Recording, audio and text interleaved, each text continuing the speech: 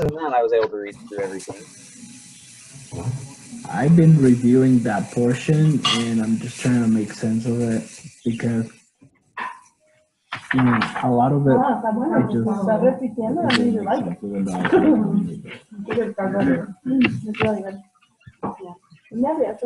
Yeah, that's I was looking through his. I watched that video, the freemium that he had in the instructions, and that was helpful. I'm still just trying to gather all of the numbers and everything. I think I got all of them, maybe, or more or less of what I could find. But Yeah. I don't think I was missing anything. But yeah, we can compare on that and see what we got. I'm trying to think of to talk to you guys about, but I'm assuming it will come up as we go through it. Okay. Well, should we just jump right into it? Let's do it. Okay.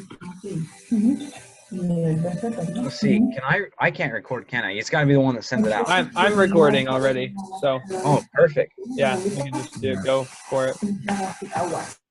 Well, I'll just read that first question. It says, Dropbox is a late mover into a crowded space. What opportunity did you elements of Dropbox current business model?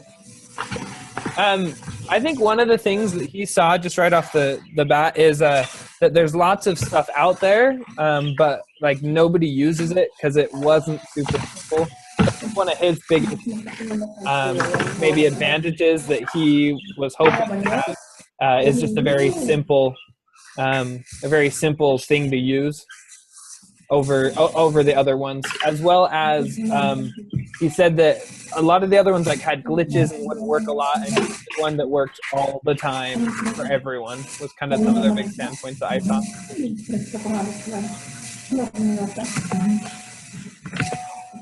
So I watched his little 4-minute hacker news video that was put out in April 2007. I thought, because I was trying to decide, what really sets Dropbox apart, but I really actually like it. That's how it integrates so well with your computer. It almost looks like it's another file on the computer, and how quickly it automatically uploads so that each computer is almost always syncing. So I thought that was really cool. I think he saw that there was a need to have it actually integrated through the computer into the desktop rather than having to go to the internet every time and say whatever. He saw the opportunity for it to actually be on the desktop. And so I think he took advantage of that and did a good job there.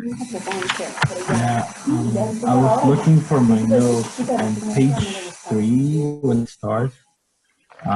It's talking about it when challenged by venture capitalists to explain why the world needed another cloud backup company. Houston asked them, "How many of those services do you personally use?" The answer from the CEO was almost invariably none of them. It was one of those things that was easier to use. It wasn't even the people that are constantly exposed or they're likely to interact with something like this didn't, because of how it was. It wasn't personal. This one happened to be it. That's what some of the reading was talking. It's offering a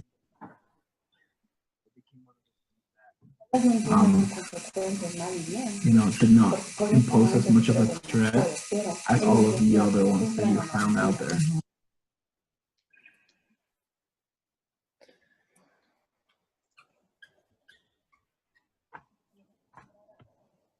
It asks about the elements of the Dropbox current business model, and I was thinking about his freemium with the premium option as one of the biggest elements to his business model as to how it's going to end up becoming profitable. And there were several things that concerned me, but I guess to answer that question is, I would say that's one of the key elements for him is the way that they've set up the premium.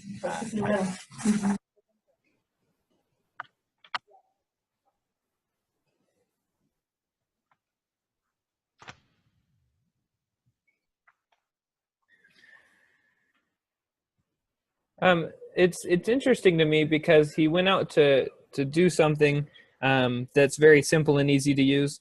And I hope I'm not jumping ahead too much, but I think it kind of fits with this. It's like personally right now, I still don't even use Dropbox.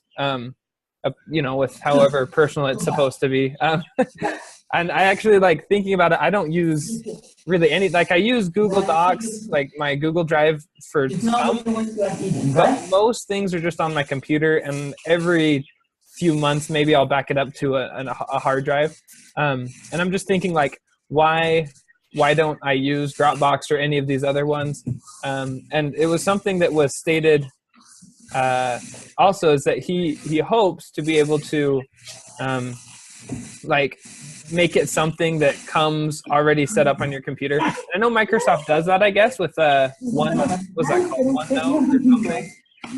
Oh yeah. But I don't know. I just think about that. Like, why is it something that I still don't use? And I actually had a bad experience with it a few years ago with their app. Like, it gave me problems, and ever since then, I've like never even tried to do it ever again. But I think that will, as far as here too, but I think that's going to be key in this case.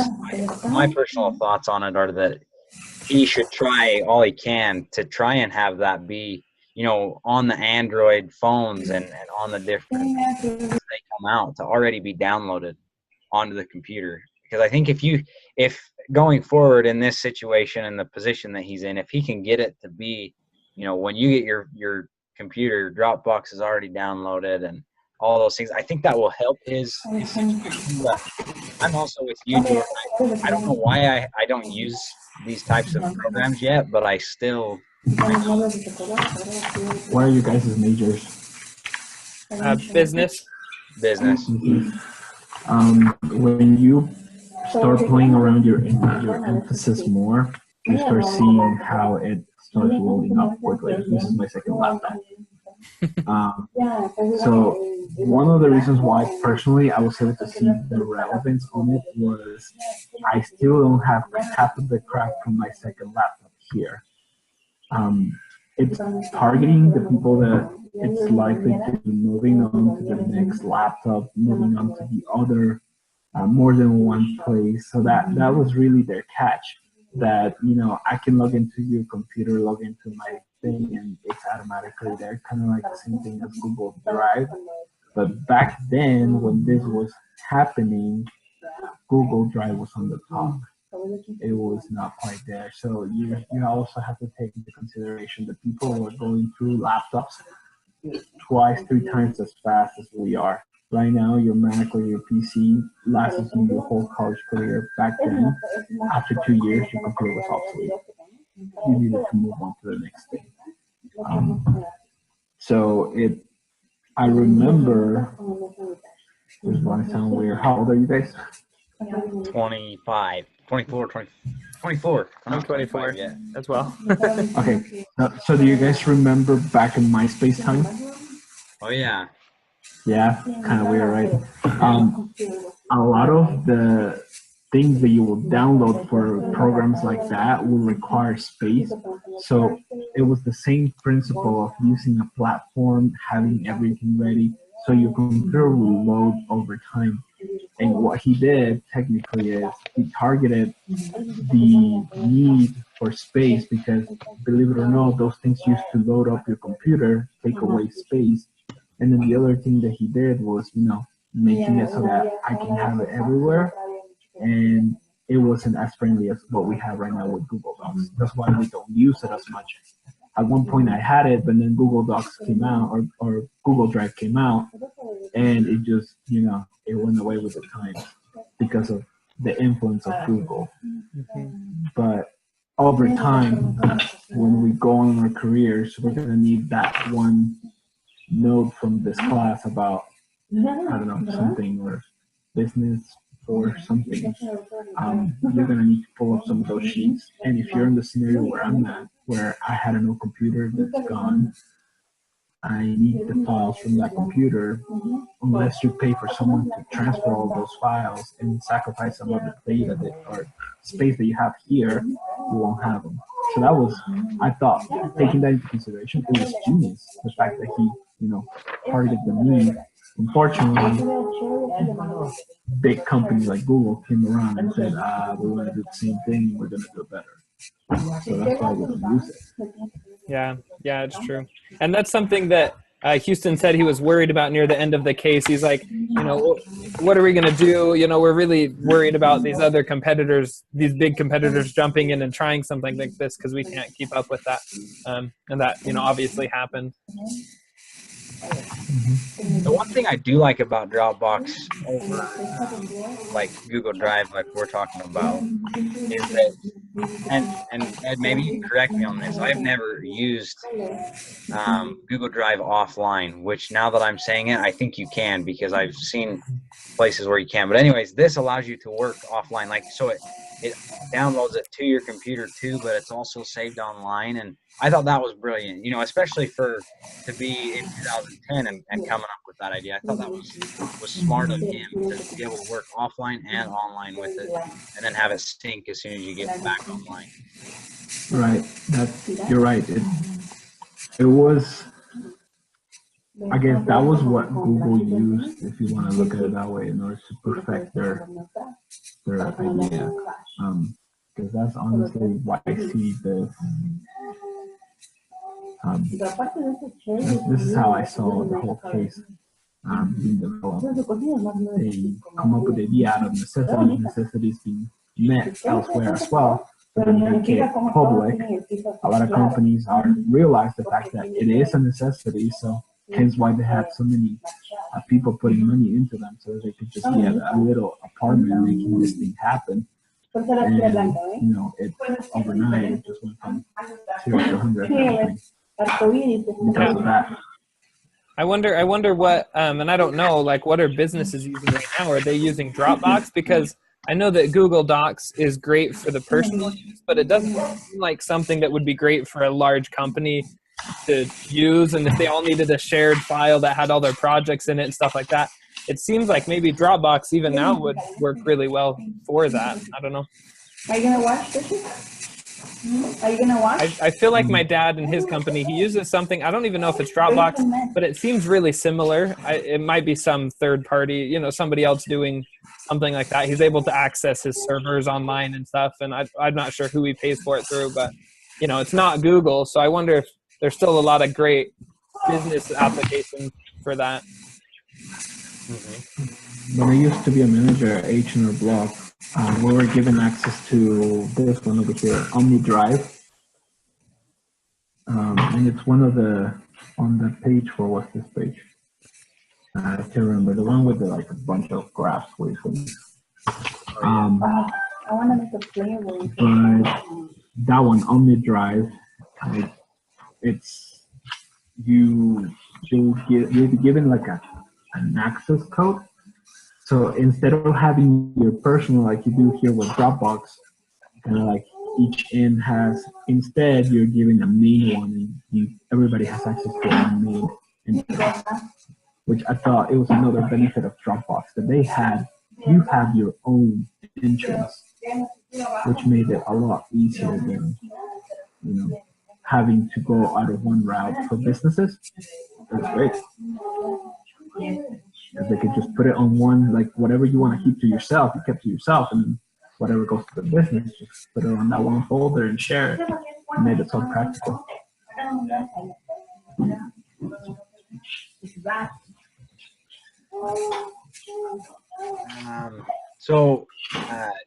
Jordan, I guess is Dropbox profitable as of June 2010? So yeah, let's look at that. So I'm gonna try this.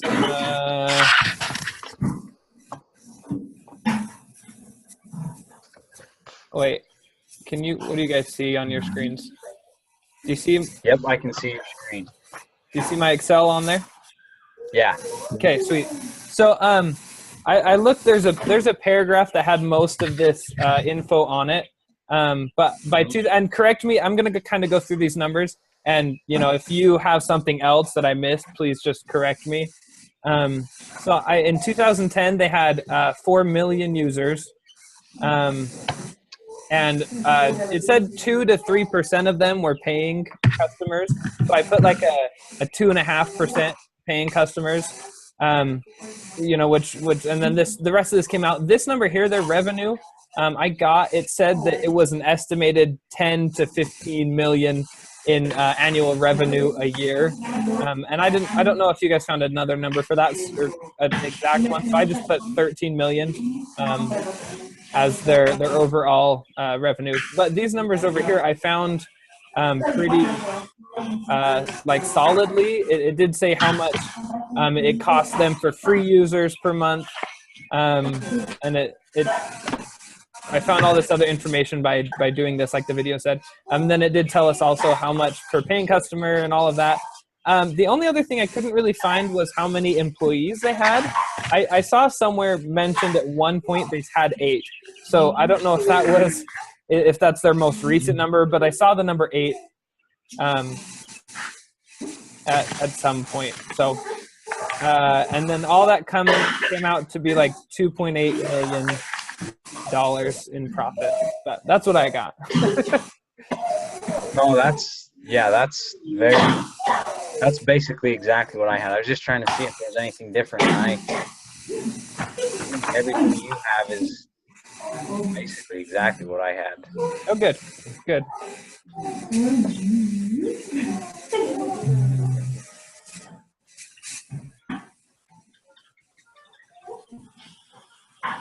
I think I'm on the same page.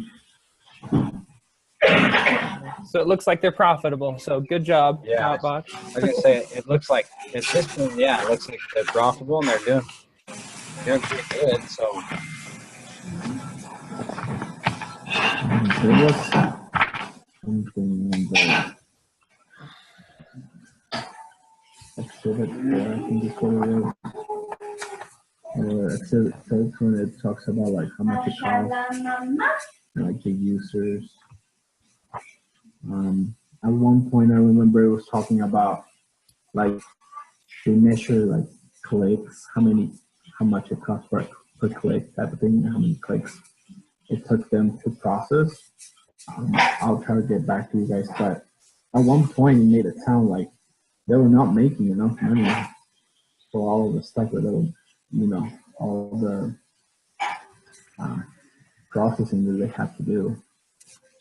oh yeah, are you talking about when they were talking about their customer acquisition costs? Right, I think so.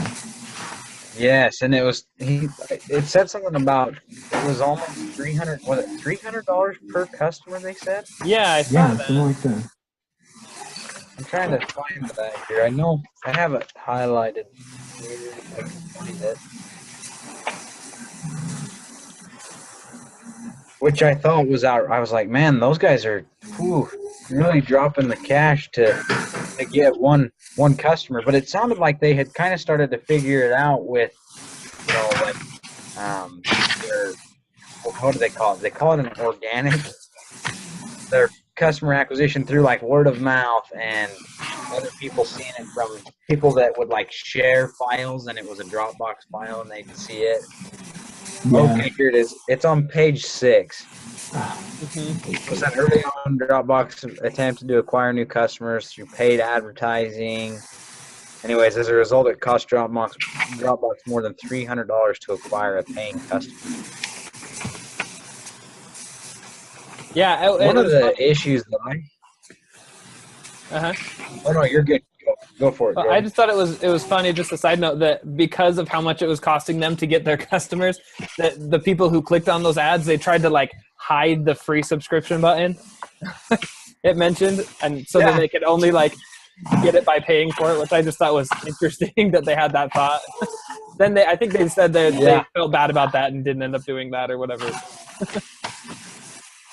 Yeah, I remember that. I thought too that it was interesting that it seemed like Houston early on in the business, they had a lot of like software engineers and people that were trying to perfect the engineering side of Dropbox, but they never really hired somebody who and was going to take care of the financial side and all those things. I thought maybe they waited a little too long to get somebody to help them with that side of the business, because it ended up costing them a lot. Like this marketing issue, had they had somebody in marketing hired to help them keep that cost down, hopefully they wouldn't have gotten into that issue where it was costing them so much.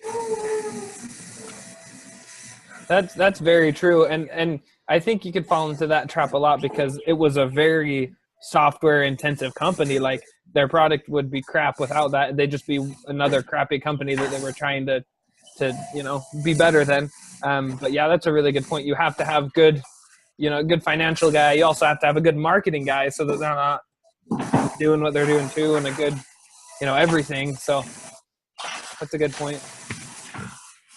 Yeah, I found it interesting the fact that there was more than one time when I guess they found an error and they were quick to correct it. You just wish that they didn't wait till an error happened. Being MIT type of people, you'll think that they'll be. I guess they treated everything as code, thinking, yeah, I can just go and fix the code and keep debugging things instead of like having a plan. I feel like they lacked a plan from the beginning. It was more of a necessity thing. Oh, it's getting big. Let's just make it explode. And never throughout the whole process, they thought, I should come up with a plan. Yeah. And as they go forward, I think that they need to get at least one, like a business manager to help them with the marketing of the company and also find ways to cut costs here and there or whatever. But I think they need to find somebody that can help them with the accounting and with the business. Yeah, especially the accounting, because, man, can you imagine if they would have saved that money from clicking $300 multiplied by whatever number of people that they were able to get overnight? Yeah. Yeah. You're talking billions just by a click. Ridiculous. Yeah. Especially since it said their paid company, their actual paying customers, they weren't making more than $150 off them in a year. Like even then, they were.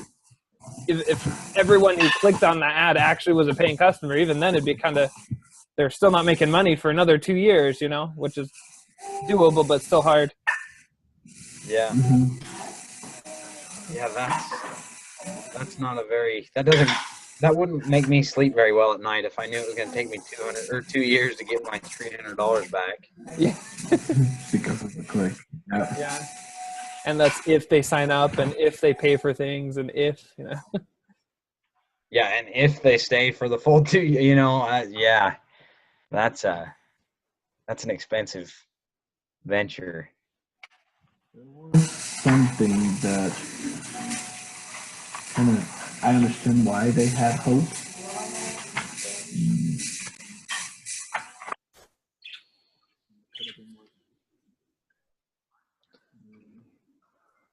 In page 15, when they're talking about how you make money, when you read that, the current plan is freemium approach where you give away 1 GB. As they need it, they'll buy. You can tell from the beginning that even the plan had no plan. Like they were like, well, is this okay to charge? Should we charge less? Should we charge more? I mean, this is what the other people are doing. If I would have been them, I would have said, my program, it's by default the better program. That I'm confident because it does this, and that. Therefore, instead of trying to attract people by saying, oh, it's affordable, I would have said, it's affordable, but it's also reliable. You should charge more. And, you let the product speak for itself, and then you start adjusting. Okay, we're getting more people, so part of that, and that would have been something the business manager would have done. You start adjusting, R&D, you start adjusting marketing, you start adjusting all of those overhead costs.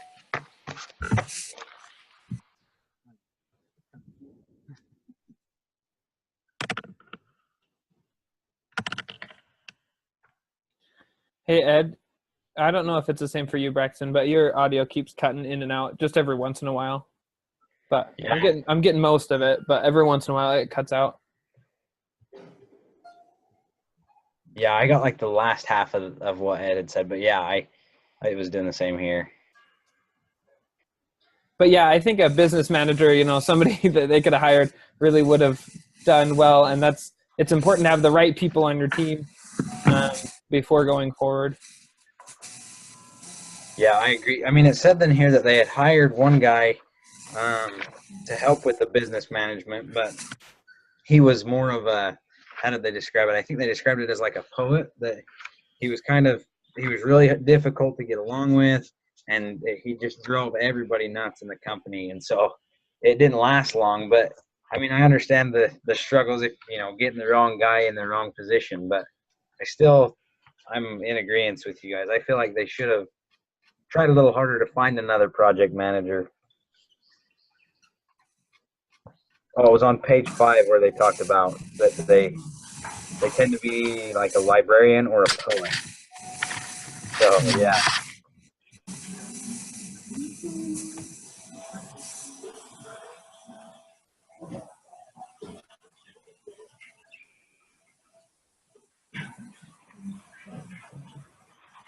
So let's see. I think we're pretty good on that second question, unless anybody else has anything they wanted to talk about.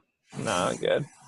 So this next one, he says when he applied to Y Combinator,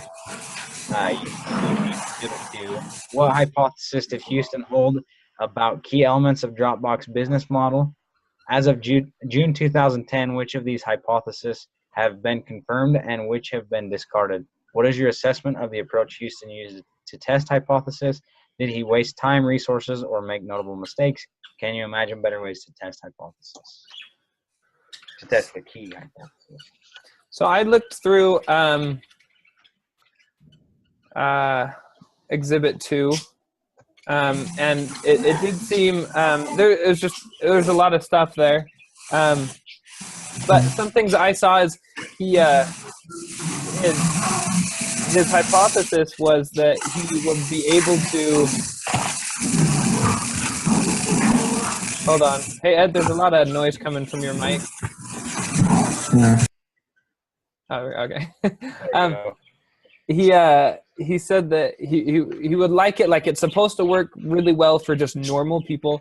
He talked about it syncing Google Docs and spreadsheets together really well, but also that like even one of his biggest I think he said the core technology of Dropbox is continuous and efficient like syncing between all your files, even if it's a huge file. Like it's just going to sync instantly, which is was what he said they could do. And it was funny, in one of those things he said hopefully we'll be up and running, this will actually work in 8 weeks. And then he put a little thing that said so and so laughs or whatever. It was kind of funny. He's like, it almost seemed like him and his team weren't super confident that they'd be done and ready in 8 weeks. But those are just some of the things, that it would sync large files very easily. Yeah, I'm with you. The 8 weeks thing, which I think it ended up did you say it took him 18 months? Is that how long it was? Oh, I don't know. Oh, I can't. Anyway, I think I read it in there. Anyways, it was quite a while after they actually had it. But the couple of things that stood out to me was there on the very first page of that, where he talks about, what's new about what you're doing. And he talks about the simplicity and how, they're solving the issue that nobody wants to carry a USB from place to place. And I think, with all of his ideas that he came out with and everything, I think that he ended up being pretty close to on the head with what his hypothesis was, that they'd go out and show this product and it would all work. The one thing that I think he ended up changing a little bit was just like how will they make money, which it makes sense to me, how they had to adjust things and fluctuate because of, I think once they put it out to the market, everybody started to change their prices, and some of those were places where he was actually pivoted. But I feel like he did a pretty good job. I read through all of these question and answers, and I thought he did a really good job of of presenting his idea in a pretty good way. Yeah, he did. One of the things it says, it talked about how he was, it asked like, how did he test his hypothesis? And one of the things that I liked that he did was he like went out and found 5 people on Craigslist to actually try the product, because he didn't want to just release the product if it didn't work, because he wasn't going to have people store their files on his system that didn't work. So he went out and found 5 people, and he said it was just like really hard to watch 5 people struggle and find problems with their stuff. And he said they left that experience with a list of 70 things that they could then go and fix. So I really loved like that way for them to test their hypothesis, just to see if it really was, able for the normal person, like if the normal person could make it work. So I thought that was a really good idea on his part. Yeah, I had forgotten about that. That was a good move on their part, I thought. It was so good that, they even got 70% of the customers signing annual contracts for multi-year contracts, according to the Exhibit 8. So it was successful. What else was it?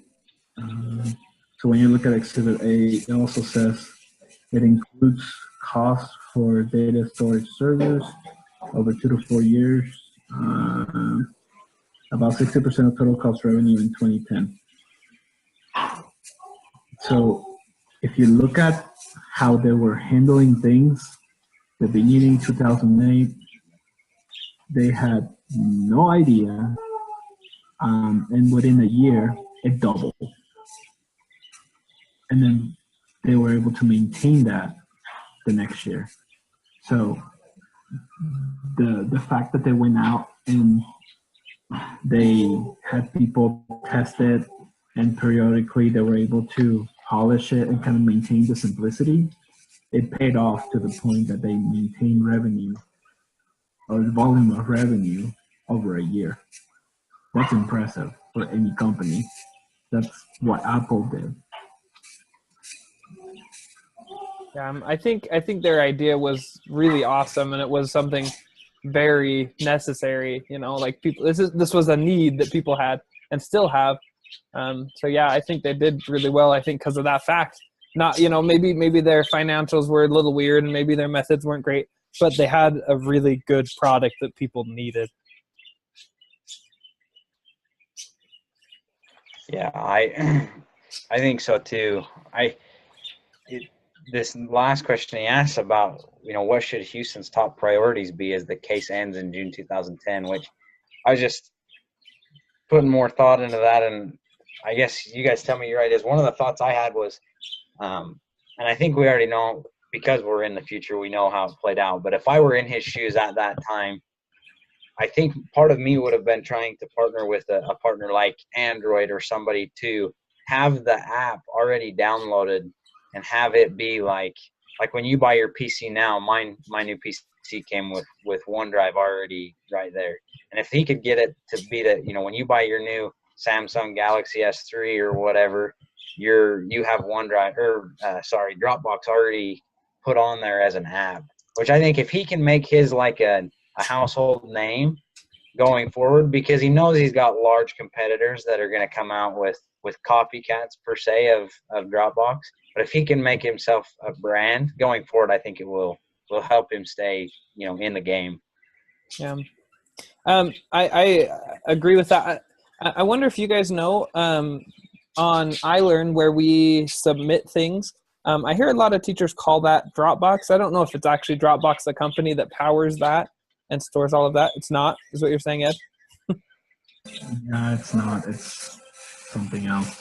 Oh, well, I thought maybe they had somehow gotten in there and, made that a thing, and partnered with iLearn or whatever. But if they're able to do something like that, even, I agree they should partner with some computer or Android or something. But if they could also partner with some of these bigger educational systems or other people that are really needing to store a large amount of files, I think that would be something good too, as far as partnerships go.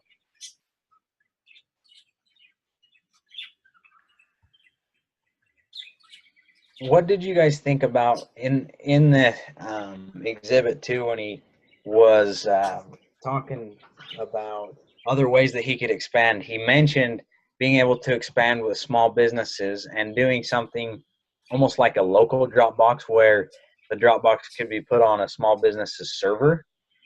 Did you guys think that was a good idea, bad idea? What was your thoughts on that?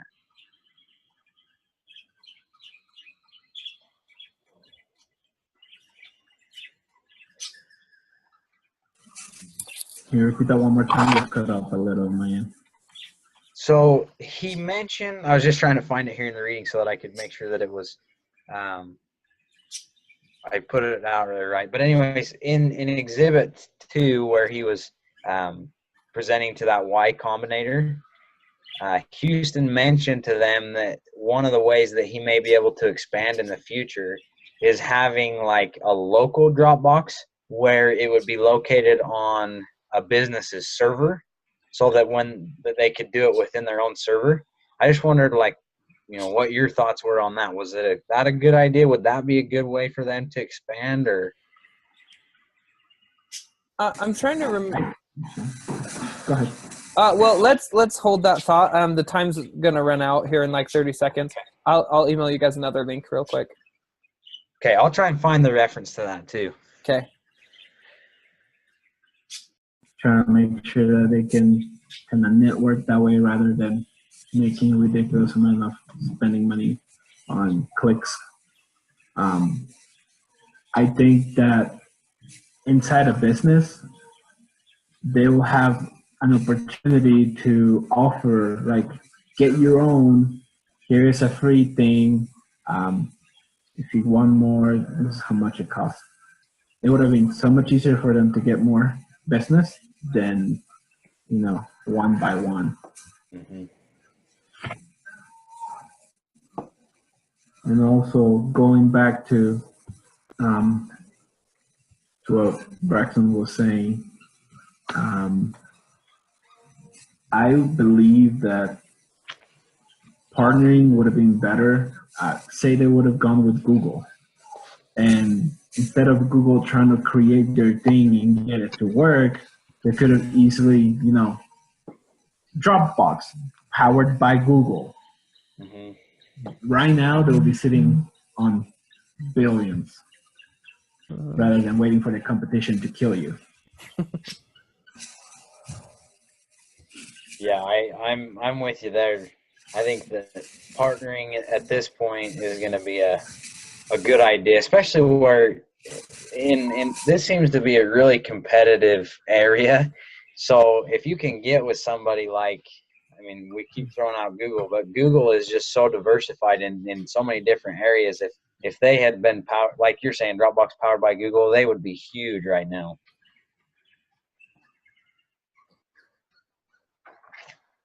Something else, just leaving that for a second, one of their other top priorities that I think they should have in 2010 is it talked about how they wanted to be super easy to use and things like that. And so there was a feature that a lot of people had requested, but they didn't want to get into, that I think they should get into. They said that their Dropbox could like be synced with any user-made file on a computer, but any PC made file, like My Documents or something like that, it said that if you tried to sync that on there, it would crash the system and get it all confused and it wouldn't work. And I don't know what the issues were there, but I think because so many people are wanting that, and that sounds like that would make it even more user friendly for me.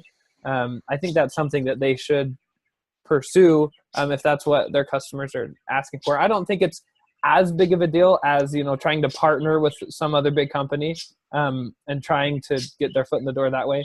But I think it probably is a big deal if they want to stay on the personal level with users.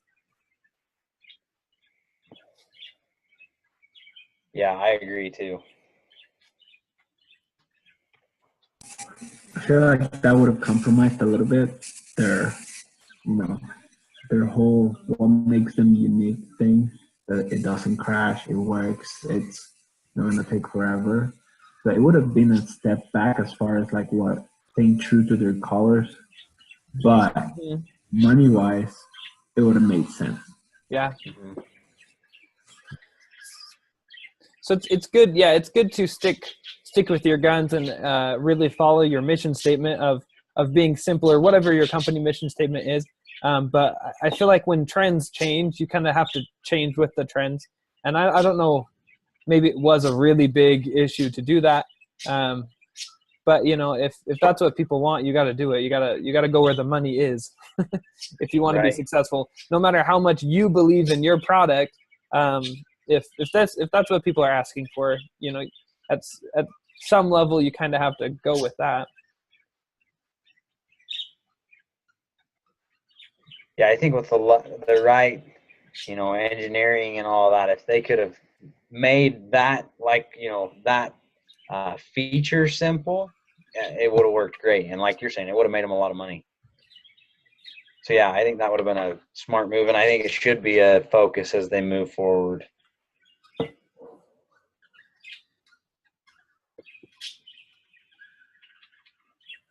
Other than that, though, I think we've answered all of the questions that he had asked for us. Was there anything else you guys wanted to talk about concerning this?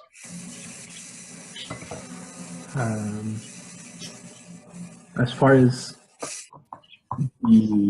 us turning around, answering the questions for the Dropbox, when you guys do that, do you guys also add your Excel sheet, or how do you guys do that? Yeah, it is gonna want that. I haven't done it because the last one didn't really need a lot of math, so I didn't turn one in for that one. But I do remember it saying somewhere that it does want our Excel sheet. Wait, maybe that's a different class. I'll stop talking. I might be talking about a different class I have. No, I think you're right. So I did some math on the last one about the valuation of the company, and I may or may not have been wrong or right. I'm not sure. I just took the Excel formulas, basically copy and pasted the whole thing, and then put it in as like an exhibit, just like you have here on the back of this case. Now, he didn't say anything to me about it, whether it was right or wrong, but I just had my Excel spreadsheet as like a separate page on the back. And then when I referenced it in my case analysis, I just referenced it as like Exhibit A or Exhibit 1 or whatever I named it. Oh, okay. Okay, gotcha. Thank you. Cool. That sounds good to me. Well, guys, I think we did it. Okay. We're One more to good. go. Good job, you guys. Because we got to meet again this week. Is that right? Yeah. Holy smokes. Okay. When do you guys want to meet again? I'm good. Whenever. I guess, let's see. Thursday I'm good at any time in the afternoon after after 4. Okay.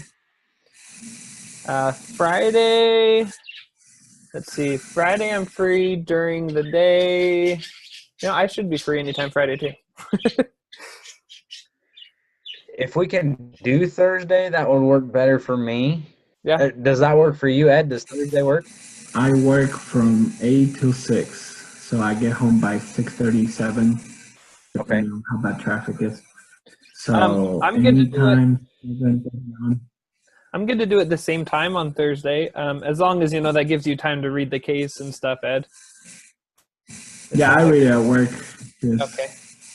Yeah, when I'm at work, when it's slow, I just, I do homework. That's the only reason why I can do full-time both. Gotcha. Yeah. So Thursday at 8:30 would be okay? Yeah, that works great for me. And if we're still meeting next week, I'm good with these times still. Just Tuesday and Thursday work great for me. So. Yeah, it works for me too. I hope that he leaves us as a team. Yeah. Yeah. No, yeah, that's good. All right. Well, thanks, guys. Okay. Thank you. Sounds good. See ya.